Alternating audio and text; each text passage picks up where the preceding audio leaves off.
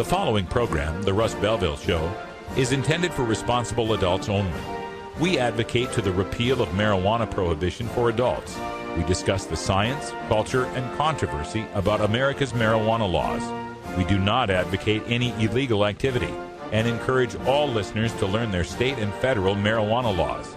Opinions and claims made by guests and advertisers on The Russ Belville Show are their own, and The Russ Belville Show cannot be held legally responsible for their validity or reliability. Viewer discretion is advised. You take a seed, you plant it, you grow it, you dry it, you roll it, you smoke it. You take a seed, you plant it, you grow it, you dry it, you roll it, you smoke it. Then it goes down smooth. Hey! Spanning the continent to bring you the truth about cannabis and marijuana law reform. I smoke pot and I like it a lot. From the promise of legalization. And I think that we think it decriminalize our marijuana laws. To the agony of prohibition. One major responsibility is to encourage people to use less drugs. The Russ Belville Show, the voice of the marijuana nation. Yeah, I hear you had a question for me. Now, here's your host, Radical Russ Belville. All right, good day, tokers and tokets, and welcome. It is Thursday, October 18th, 2012. And it's got to be 420 somewhere in the world. Welcome to the show. We've got plenty of stuff to bring to you today, and you have to put down your binders full of women before we can get to all of this. Let's get right to it because we've got news headlines to cover. Coming up after the first break, we're going to talk about all sorts of news that's going down all across the United States and the world. In Arkansas, they're using racist imagery to fight against the medical marijuana initiative that's down there, and Montel Williams has something to say about that. Sacramento's looking to ban outdoor marijuana grows. Colorado is talking about pot tourism should they pass Amendment 64, and a teenager from Japan gets 6 months of prison in Indonesia for you won't believe how much marijuana. Then we'll take a look behind the headlines. I'm going to get into the meth girl billboards. You remember those? We talked about them last week here in Portland, Oregon. Well, the group behind the meth girl still can't stop lying about her, so we're going to call them out on their lies. Then at 20 after, we've got time for our daily toker tune. It's Groovin' Thursday, so the best of hip-hop, rap, R&B, and funk. And today, we're getting some music that was sent to me by HDI Records out of Greenville, South Carolina. We'll talk about that at 20 after. And then at half past, I am so excited. I've been waiting for this video for a long time. Sean McAllister from Dallas-Fort Worth Normal has finally uploaded Dominic Holden's speech from the Normal National Conference in Los Angeles. Dominic Holden won the Hunter S. Thompson Media Award and had a scathing speech for those who are opposing I-502 in Washington State. We're going to play that speech in its entirety at half past the hour. When we move into hour two, Toker Talk Radio, I'm going to bring you a radical rant. Jennifer and Alexander and I have been working on some of the data of the Oregon Medical Marijuana Program, and I'm going to show you the numbers show there isn't abuse of Oregon medical marijuana. There's not enough use of medical marijuana in the state of Oregon, and the data prove it. We're going to show you all of that. Plus, we'll take your calls at 971-533-7111. I'm riding solo here at Rolla J Studios. And for those who were expecting me to be in Madras today at that statewide marijuana summit, I apologize. I just wasn't able to set up the transportation to get there. I hope I'm able to make it to the next one. But we got folks that are going there. Jim Grigg will be there. We hope he's getting the flyers and handouts, and we'll have him on the show, and we'll cover that on a future episode of the Russ Belville Show.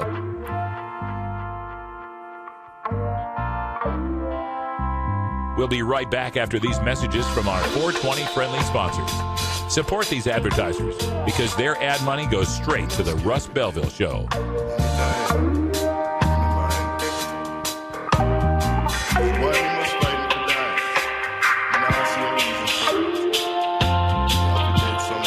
You're tuned into the Russ Belville Show, the voice of the marijuana nation.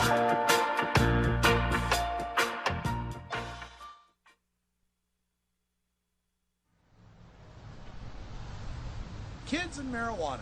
It's something every parent worries about. With Measure 80 on the ballot, many parents are worried about what message legalized marijuana would send to their children. While legalization seems scary, our experience with alcohol and tobacco show that regulation and education, not prohibition, are what best protects our children. Today, fewer teens drink alcohol or smoke cigarettes than when we were growing up. And that's because we passed strict ID carding regulations, put beer and cigarettes out of kids' reach, and educated them about the real harms of smoking and drinking. In fact, teen smoking and drinking are at their lowest recorded levels ever, and we didn't arrest a single adult for cigarettes and beer to accomplish that. Kids consistently say that beer is harder to buy than pot.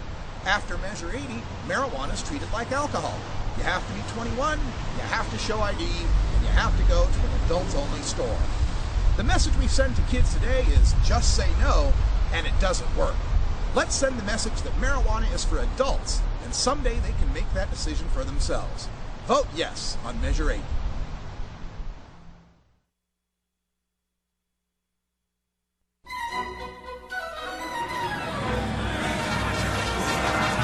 Yarr! Thar be pirates here! Har, har, har, har, har.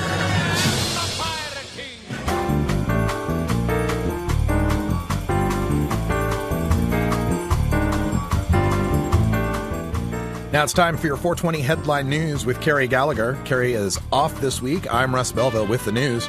Reporting from the Washington Post, talk show host Montel Williams says opponents of Arkansas's medical marijuana ballot measure are resorting to racist imagery with a television ad featuring an African-American actor portraying a drug dealer.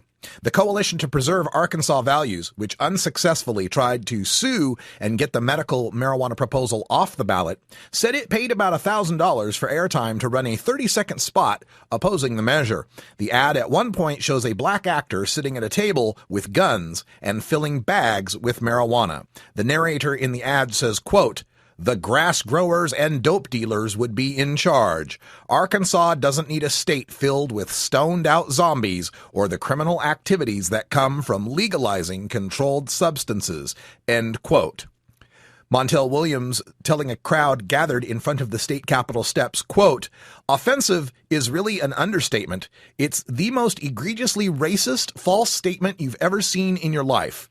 They've got people sitting in the picture holding guns, talking about medical marijuana, and of course they happen to be of different colors to make sure you're as irritated and angry as you can be." End quote. The Arkansas measure would allow patients with qualifying conditions to buy marijuana from nonprofit dispensaries with a doctor's recommendation. If approved, Arkansas would become the first southern state to legalize medical marijuana.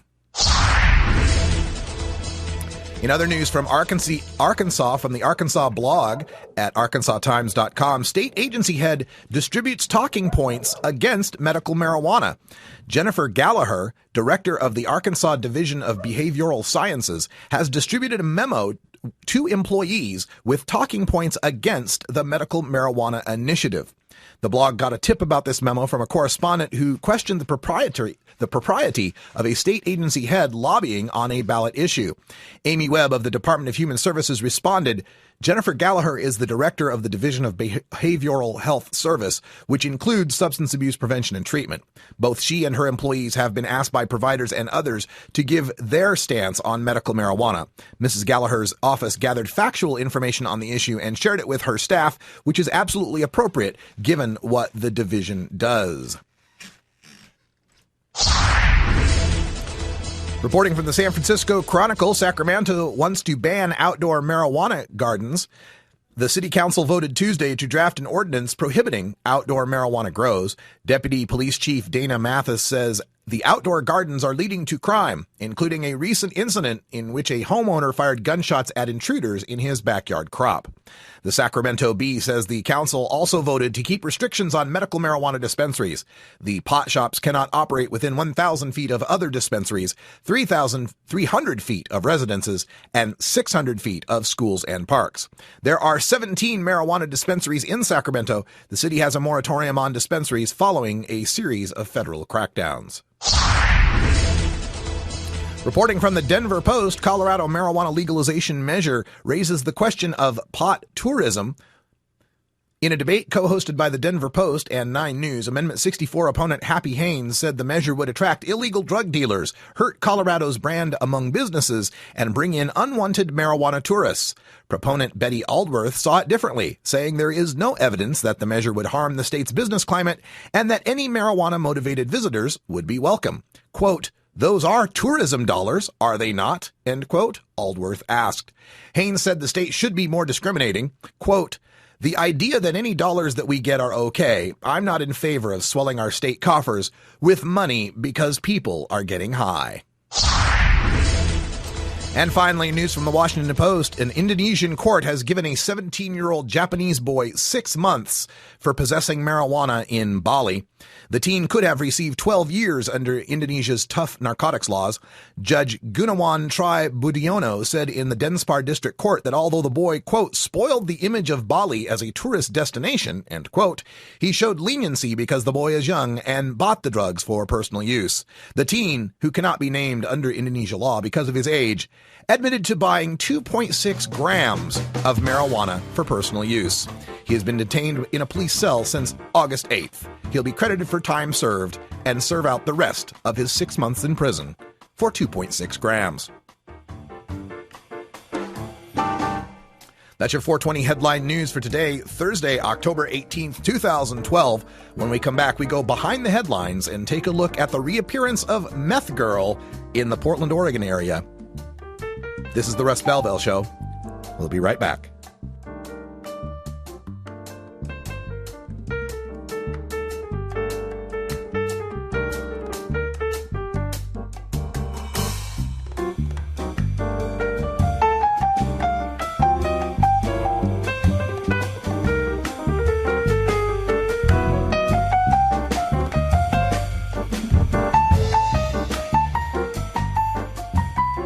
The law offices of Omar Figueroa would like to remind you to stand up for your rights. Please do not give up your precious liberties. There's nothing wrong with standing up for our constitutional rights, and in fact, it's the only way to honor the Constitution that recognizes our natural rights. Treat law enforcement with respect and respect the Constitution by standing up for your rights.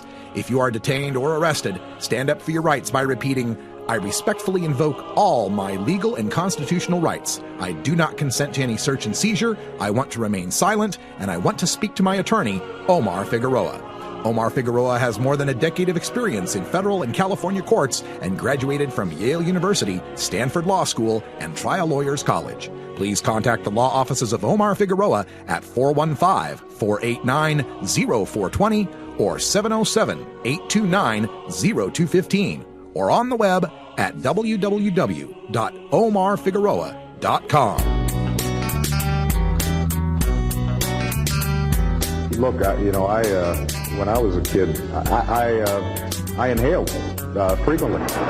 That was the point. Remember, Mr. President, you once were just one bust away from being Barry the drug criminal. Life ain't a box of chocolates gone. That's why people smoke weed and take bumps and drink way Welcome back, folks. It's time for us to go behind the headlines, and you'll remember this billboard that we covered on our show just last week. The billboard says, "Marijuana, what's good about it? Nothing." And it features the face of a sullen, scab-covered girl with the website protectoursociety.org. We did a lot of undercover reporting on this, and thanks to the work of activists like Sin Sativa and Betty Retro, and some investigative reporting from Jen Alexander, and some press coverage with all the folks in our Oregon activist community, we were successfully able to get these billboards taken down from the various Clear Channel locations they were located, 8 different locations in Portland because of this. But we've got some updates now on this meth girl. The picture that you're seeing there is currently being used by that group, Protect Our Society, and you can find their website at protectoursociety.org. I've got links to it at the blog at radicalruss.com. And underneath this picture, they use the same picture of the girl, and they write, "The young 12-year-old girl in the photo above is known as Renee. She is from California. Her downhill battle with methamphetamine addiction began when she began experimenting with illegal drugs. 99% of all meth addicts have told us that using marijuana was where they began."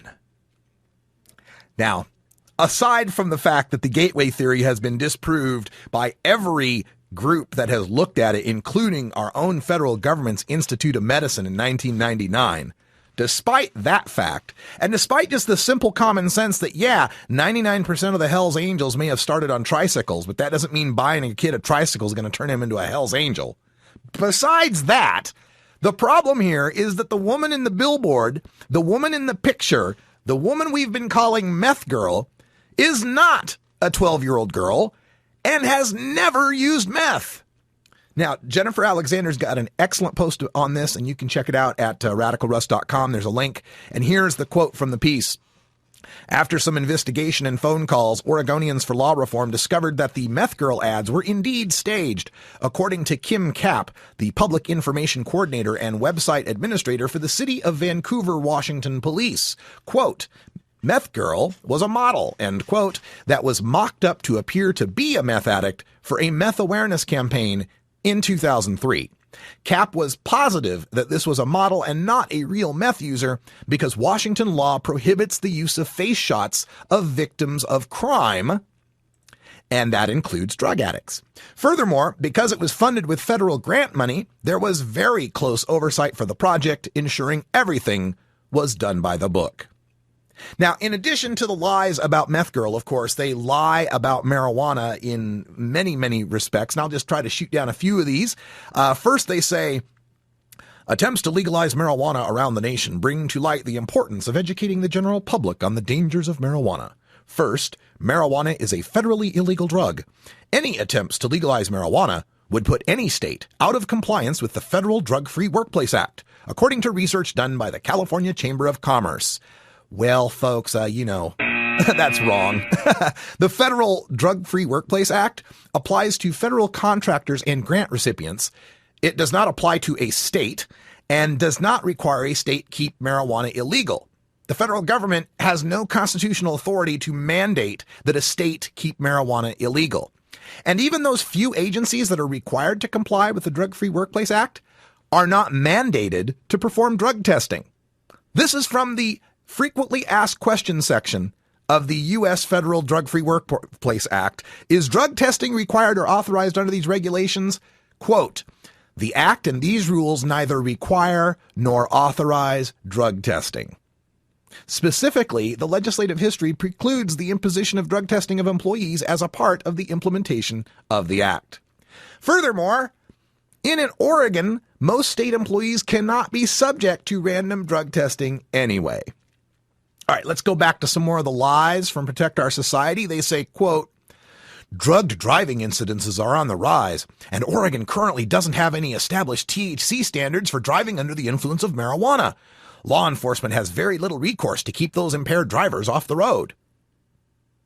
Well, how do you know drug driving is on the rise if cops have no way of detecting drug driving?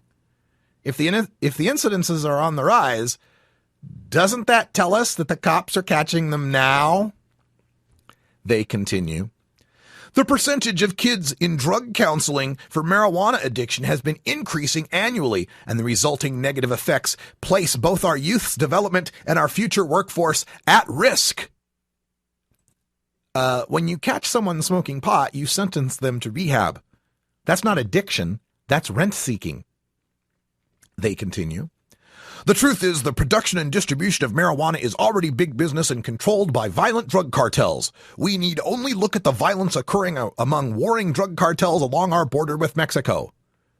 Well, which cartels? Would that be Dos Equis versus Corona? Would that be Jose Cuervo versus Patron?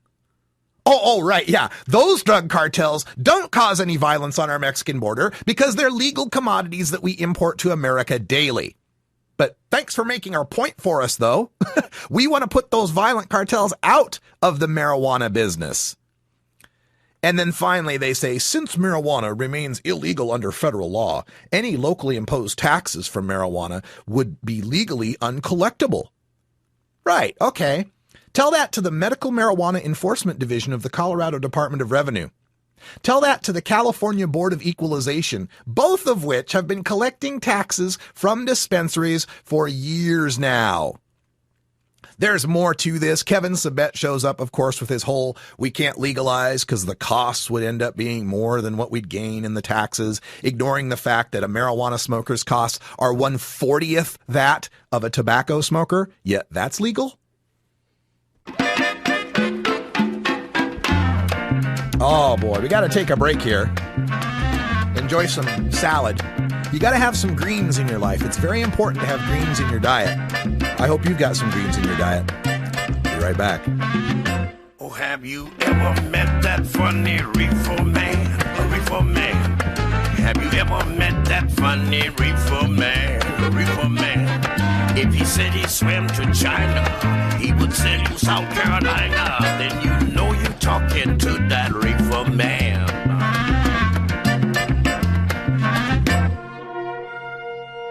Hi, this is Dan Michaels. If you're looking for professional voice talent for your commercial or podcast, I'm your man.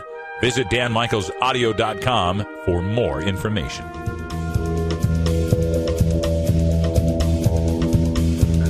Michael Phelps, Olympic superstar, 14 gold medals, world record holder.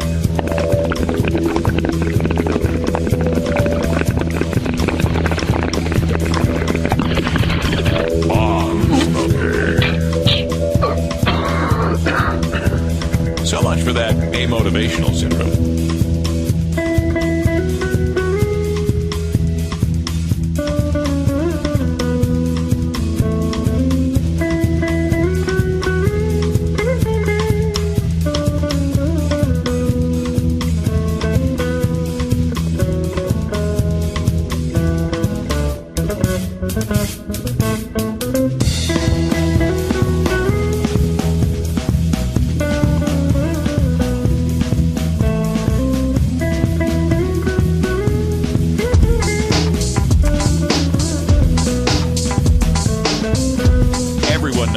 And marijuana go together. So let's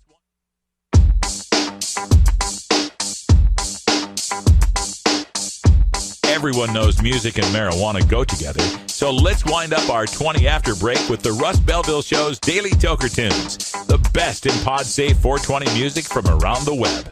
Today is Groovin' Thursday, featuring rap, hip-hop, soul, and funk music.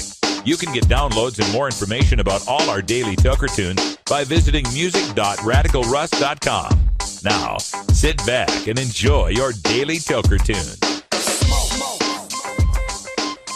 All right, everybody, welcome back. Time for our Daily Toker Tunes for the day. And, you know, one of the nice things about doing this job is I get emails from people all around the country, supporters of ending adult marijuana prohibition, and a lot of them are involved in the entertainment industry, as you can imagine. So I got this email from HDI Records out of Greenville, South Carolina. They're telling me they've just released a new hip-hop mixtape that's called Pineapple Express. Now, it's online. It's downloadable as an MP3, so I don't know how that makes it a mixtape.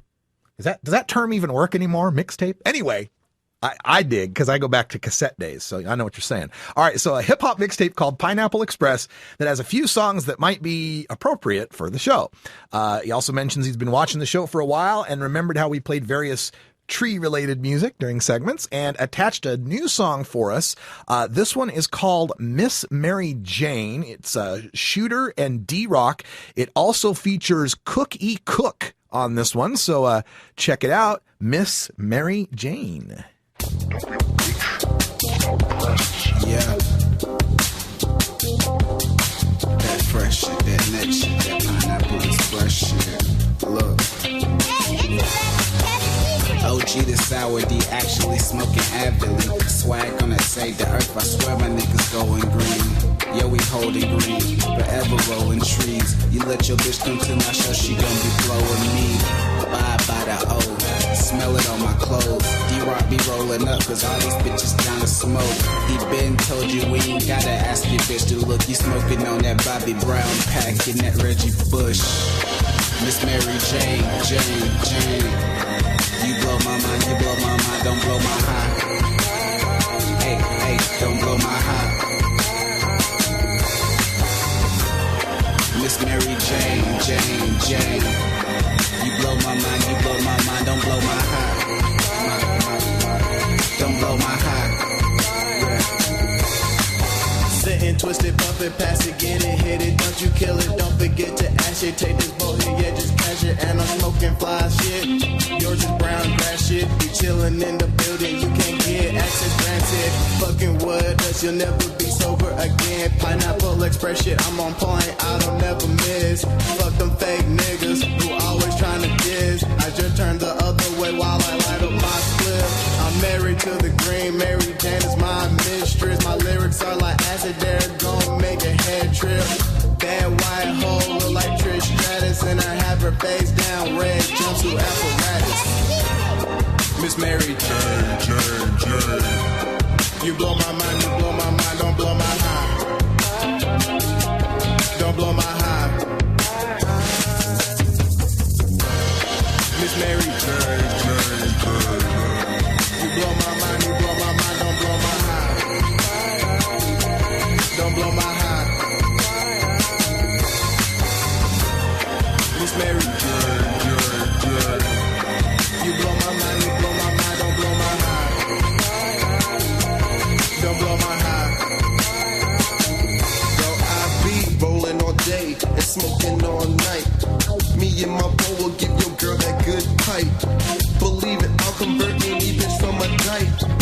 Good sound, that's that shit I do like. Rolling planes thicker than the wheels on them. I be smoking sevens like the Iku Poem. Miss Mary, you got my heart and my mind in control. So much of you around, you would think I grow. But you the reason that I'm never low. And you the only thing wrong that I will blow. Pause, I really don't give a fuck about the laws. My life is a never-ending high, and you the cause. Miss Mary Jane.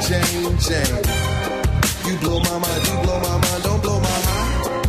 Come on, girl, don't blow my high. Miss Mary Jane. You blow my mind, don't blow my high. Come on, girl, don't blow my high. Miss Mary Jane. You blow my mind, don't blow my high. Come on, girl, don't blow my high. The Russ Belville Show. I'm not very good at singing songs, but here's a try. According to lifelong pot smoker and rocket scientist Carl Sagan, making apple pies from scratch is extremely difficult. If you wish to make an apple pie from scratch, you must first invent the universe. Radical Russ and the Rolla J Studios crew will be right back after these messages. A morning filled with 400 million suns, rising of the Milky Way. The cosmos is full beyond measure.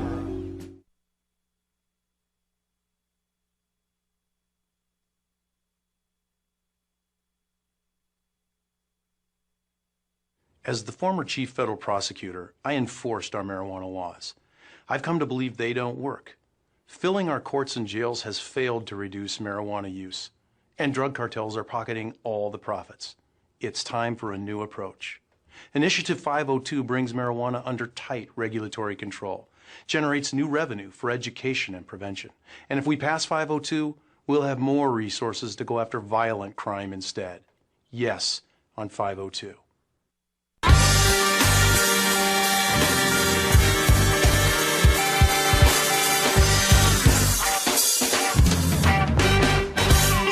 Activism begins with ACT.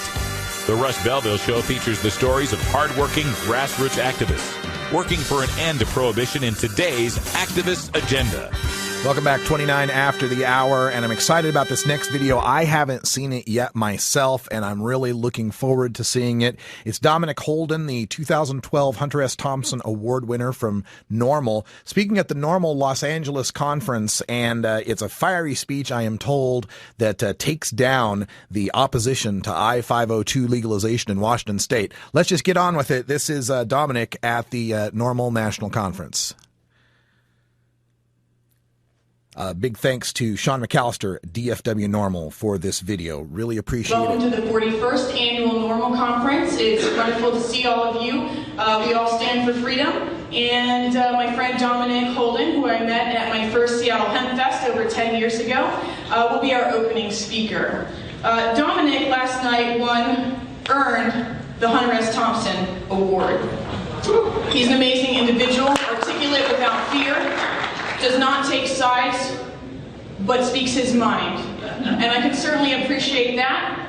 And he is a columnist at the Seattle Stranger, former member, as Norm said, of the Normal Board. And I would like to welcome Mr. Dominic Holden.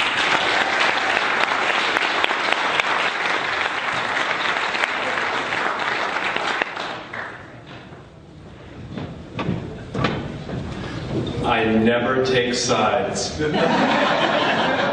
Ever. And I make a very, very large salary as a reporter at a weekly newspaper. If you ever want to bring home the dough, you know what to do.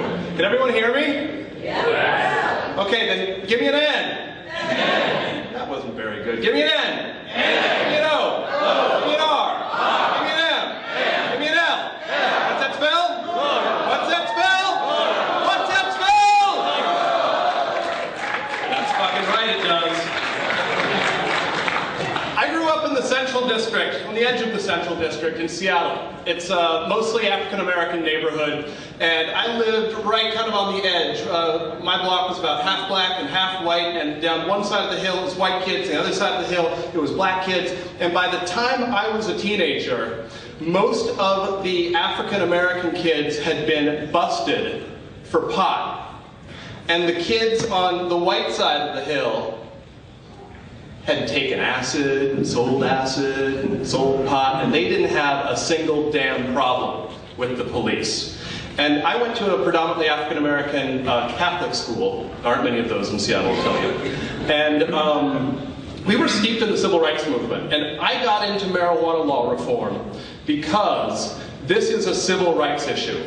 This is about fairness. This is about people not being discriminated against and being able to achieve their full potential without the government using marijuana as a tool to crack down on people it doesn't like, whether it's because cops are unfair, because we have institutional racism in this country. Marijuana is only incidental to that fight.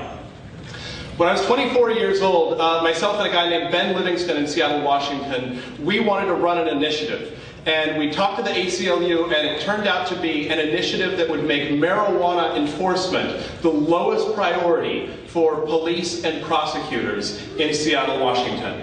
And we needed money. And the first person we went to was a man who's spoken at normal conferences before, a local philanthropist named Bruce McKinney. We said, Bruce, can you please give us some money for our campaign? And he said, yes, I would love to give you some money for your campaign. I will give you $2,000 so you can conduct polling, so you can see that you will lose, so you will not run that campaign.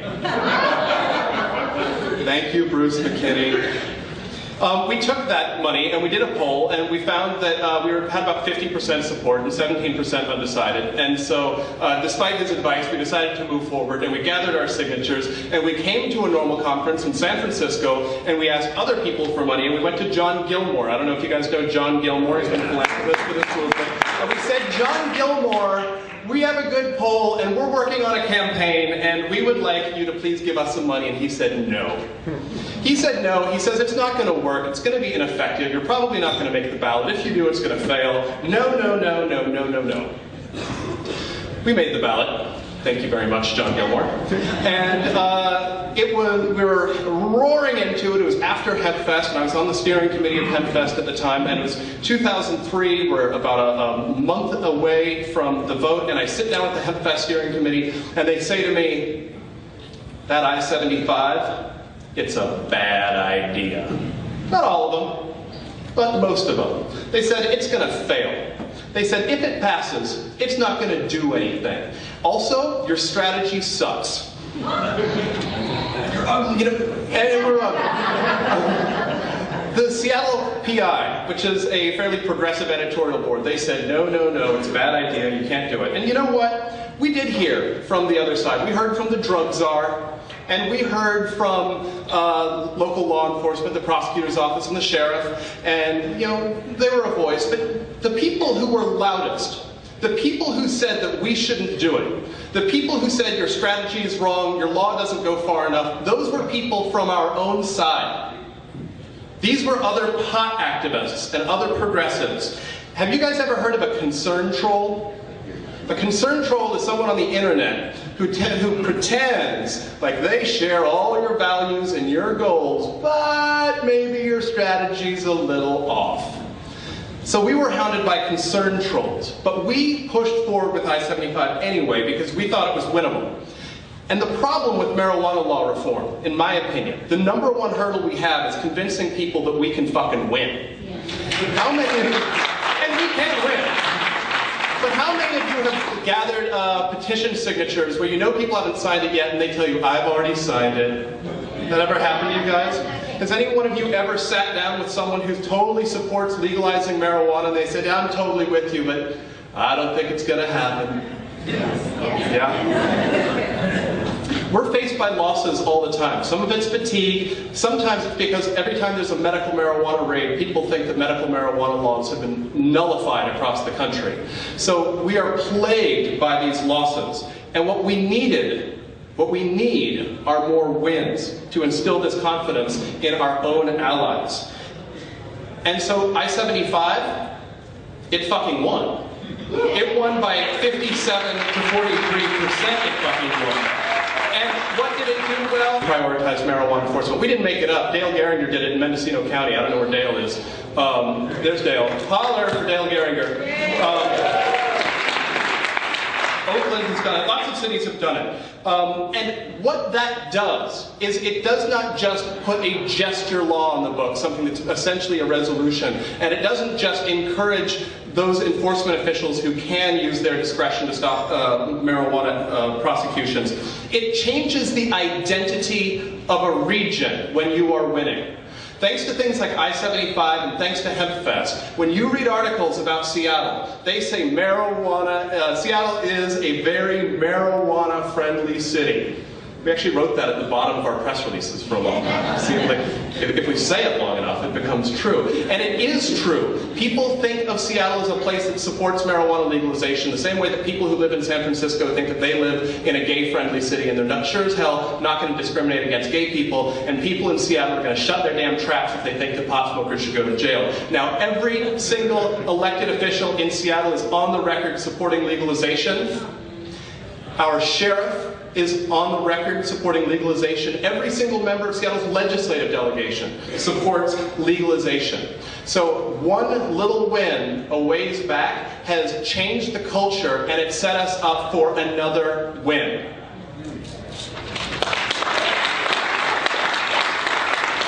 And I'm here, I basically wasn't told what I'm going to talk about, so I'm going to talk about winning. And I'm going to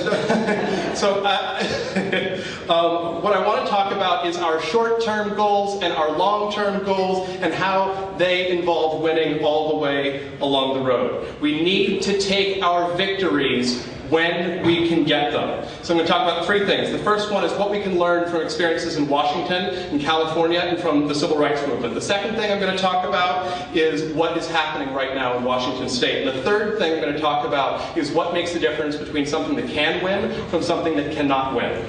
So we have a lot of experience with small victories leading to larger victories. And I'm going to talk very quickly about California. In California, in 1991, voters passed Proposition P. It was basically a resolution that said, we support the medical use of cannabis. And it passed by 80%. It was incredible. Was that the final word on medical marijuana in San Francisco or California in the United States? No. Absolutely it was not. The Board of Supervisors of San Francisco came in the following year and made marijuana for medical purposes the lowest priority. In 3 years after that, in 1995, California voters passed Proposition 215 that legalized medical marijuana, one of the best medical marijuana laws in the entire country. And that was built on the previous victories. In 2010, the legislature in California approved a bill that decriminalized the possession. It had been a misdemeanor in California, and then they decriminalized it to an infraction punishable by a $100 fine that would not show up on your criminal record. All of these are victories that have built on the ones beforehand. And all of them, there are people along the way who have said it's not enough, we need to do more. And they're right. It's not enough, we do need to do more, but they're not the final word. And do any of you live in states that still have state-run liquor stores? How fucking backward is that shit, right? Alcohol laws are fluid. Marijuana laws are fluid.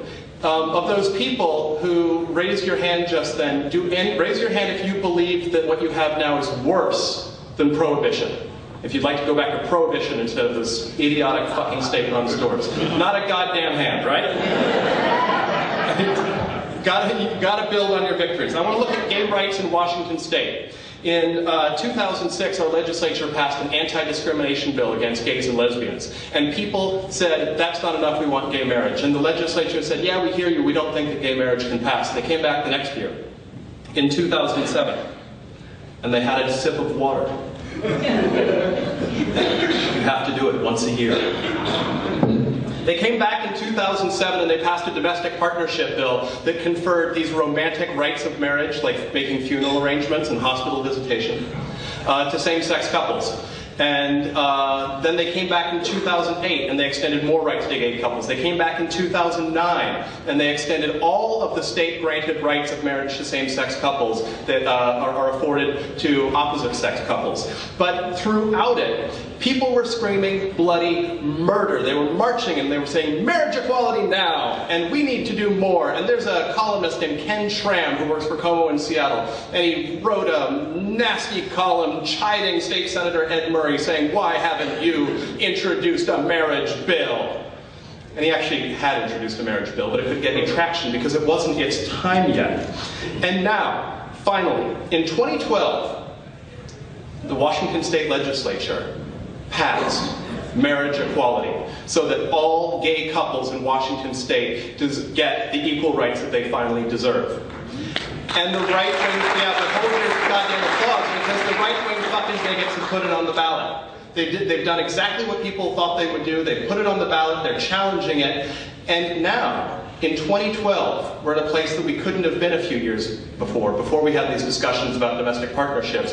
We have the polling that says that we are likely to be one of the first states in the country, along with Maryland and Maine, this November, to be states in which the general public legalizes same-sex marriage for the very first time. Because 2012 is the year we can do it, but 2006 was not the year we could do it. And each of the victories in between built on where we are now. Consider the Civil Rights Movement. The Emancipation Proclamation was not the final word. And Brown versus Board of Education in 1954 was not the final piece of legislation for civil rights. And even the Civil Rights Act, 10 years later in 1964, was not the final word on civil rights. For all of these cases, medical marijuana patients in California are still going to be harassed. Gay couples are still going to be discriminated against even after same-sex marriage is legalized. And African Americans and non-white people are going to be discriminated against because of the color of their skin. But is there anyone here in this room who would say that the steps that we've taken so far on those fronts should not have been done? No, they're all important. They're all part of where we're going. And I want to talk now about what's happening in Washington State.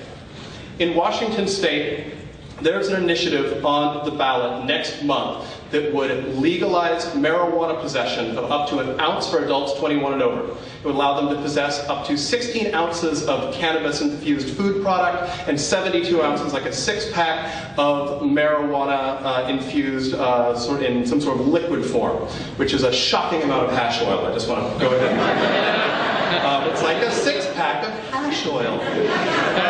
It's just like alcohol. The polling looks good. The polling looks really good. Survey USA found it up with 57% support, and with a 23-point lead. Other polls show it around 50%, but still with a strong lead over opposition. The backers include sponsor Rick Steves, who's right over there. Rick Steves, raise your hand. Former U.S. Attorney John McKay, also Kim Thorburn, formerly of the Spokane's Health Department in rural conservative eastern Washington. They are the sponsors, and this initiative just got another $1 million for a fall ad buy, and they're expecting as much as another $2 million to move their target demographic. I-502 is moving in the right direction. Who is opposing Initiative 502? Pat Slack, a law enforcement officer from Snohomish County, is among them. But they're pretty quiet and half-hearted. The people who have filed the No on I-502 pact, they're pot activists.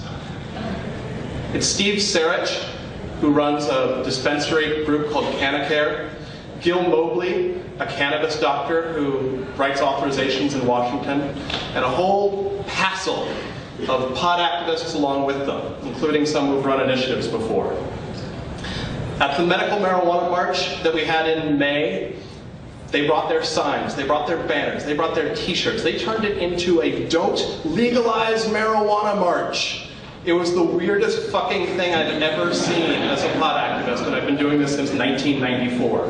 They have a couple leading complaints. The first one is they don't like a provision in I-502 that says that if you have 5 nanograms of active THC in your blood for every 5 nanograms of active THC for every milliliter of whole blood, then you are automatically guilty of DUI.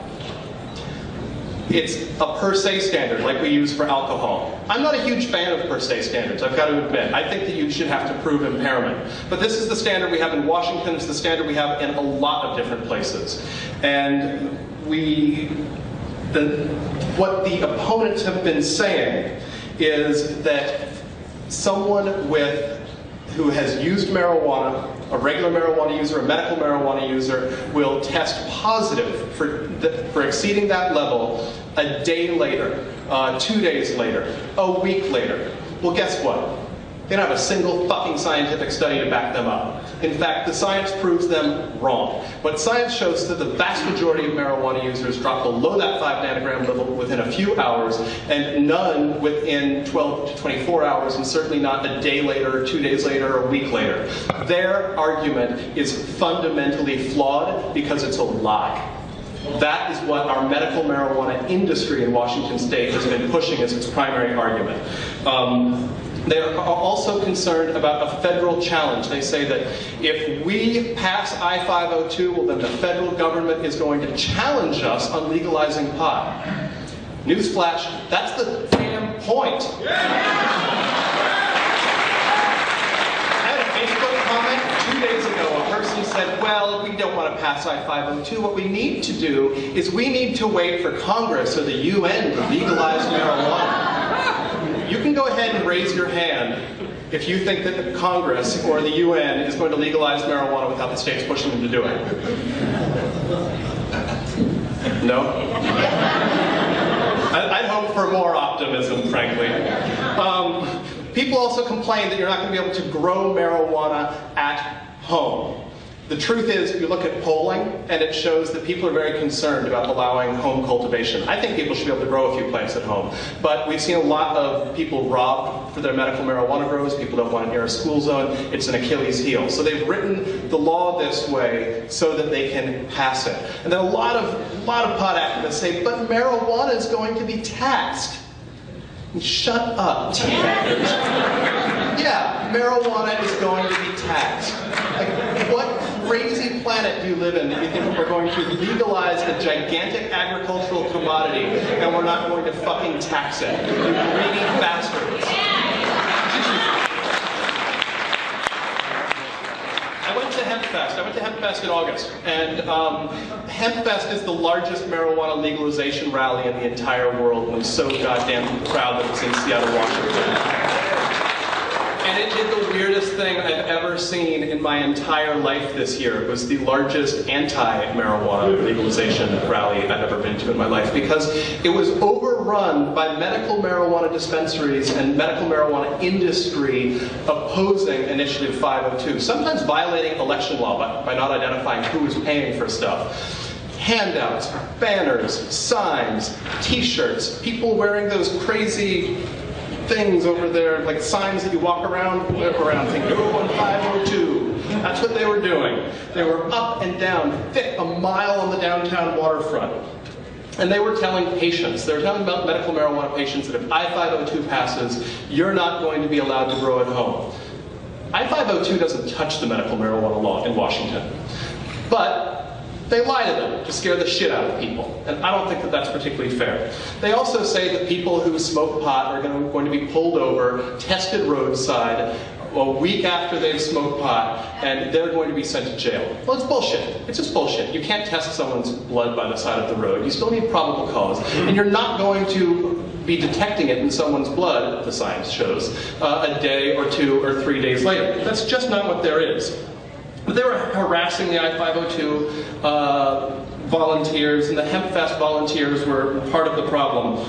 But if you look at the people all together who are opposing legalization in Washington right now, and I hate to say it, and they'll say that I'm just an ad hominem attack machine, and they'll say I take sides, which I do.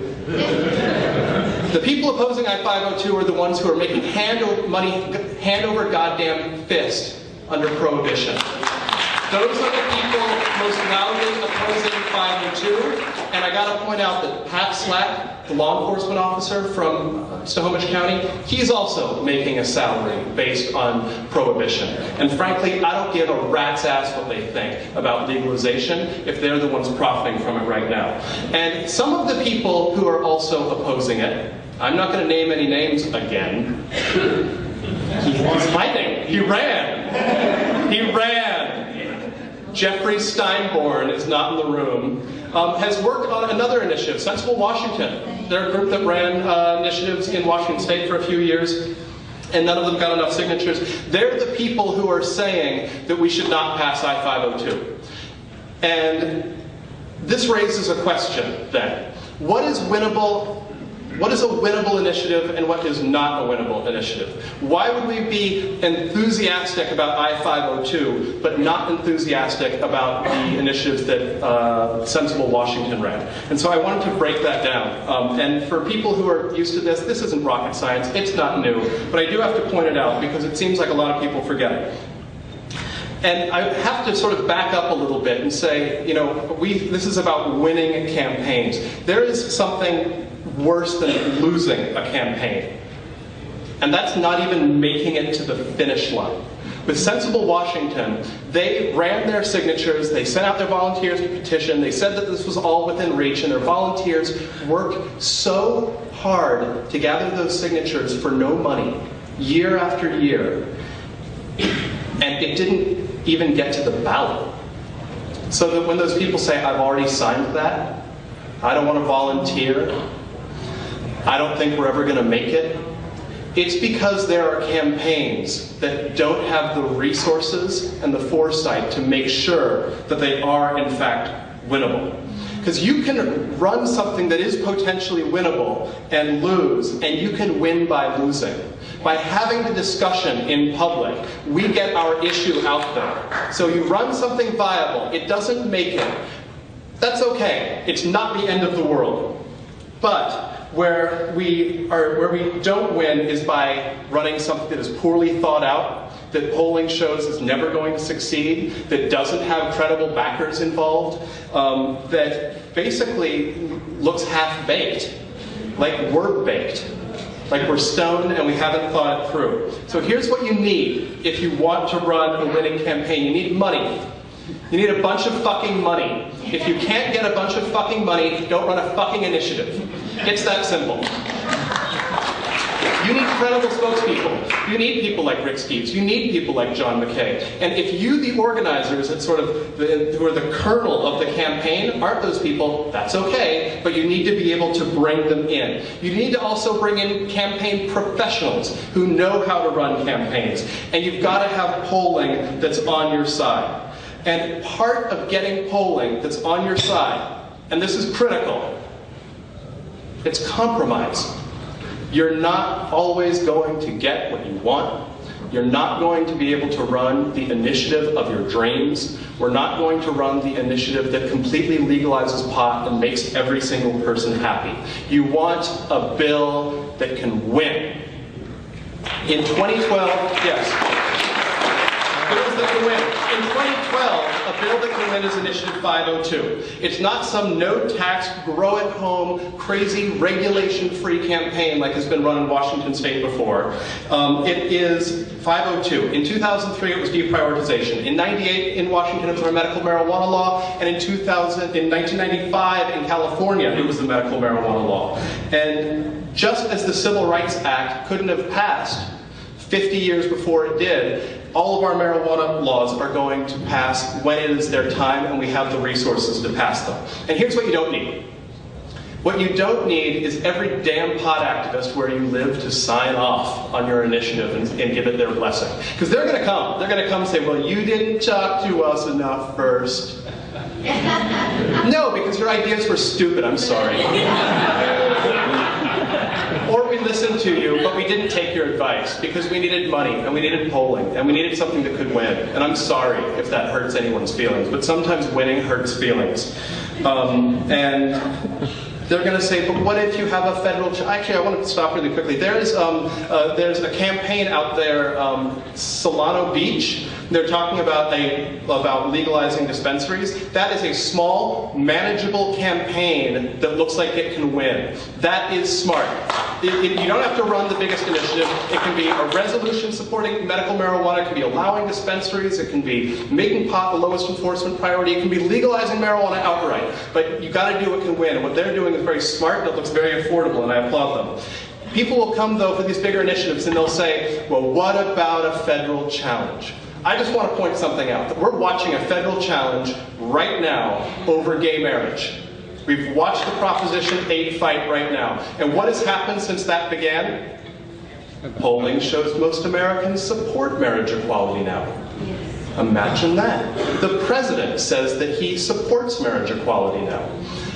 The DNC last month, everyone was coming out for marriage equality. Marriage equality is the status quo, not in spite of, but because of a federal challenge. We want to challenge the federal government as well, make marijuana a national dialogue, and make legalization the status quo. And we can do that if we keep winning. Thank you very much. Dominic Holden from the Normal National Conference. Big thanks to DFW Normal for the filming and the editing. And Dominic, you couldn't have said it any better. That was, as far as I'm concerned, one of the best speeches in marijuana law reform ever. And it was some of the points I was trying to make yesterday when in our Toker Talk Radio second hour, we were talking to some people who are against 502. And I understand why you're against it. I understand what you're upset about, but you have to win what you can win. And the points about having to have money, you have to have money going into this. It's the way the political system works. You have to have big name backers. You have to have high profile supporters. You've got to have language that can win. Mick Jagger said it best. You can't always get what you want, but if you try sometimes, you just might find you get what you need. And what we need are victories. We need a state to stand up to the federal government and say, enough, we're legalizing the stuff. And I think that's part of the worldview that is missed out by so many. I get so many comments from people in the chat room who are in Georgia or Tennessee or Florida or, just all these other places in the country, Texas. And it blows their mind that this is even a discussion, that this is even a problem for some people. And when you get to that level, when you start thinking about this at the macro level, and not just in the United States, but worldwide, you look at Mexico and you look at the whole of the global prohibition, and you realize that somebody's got to stand up to it. And it has to happen. And in the view of the world, they won't see all the little details within it. They will see Washington State legalizes marijuana. And that changes everything. Everything changes the minute a state legalizes, not decrim, not medical, legalizes marijuana. You'll see.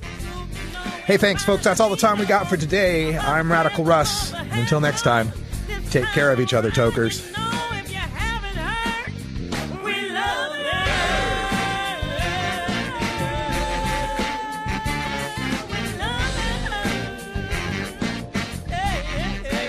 This is the Russ Belville Show. The Russ Belville Show is blogging and podcasting daily at radicalruss.com. You take a seed, you plant it, you grow it, you dry it, you roll it, you smoke it. You take a seed, you plant it, you grow it, you dry it, you roll it.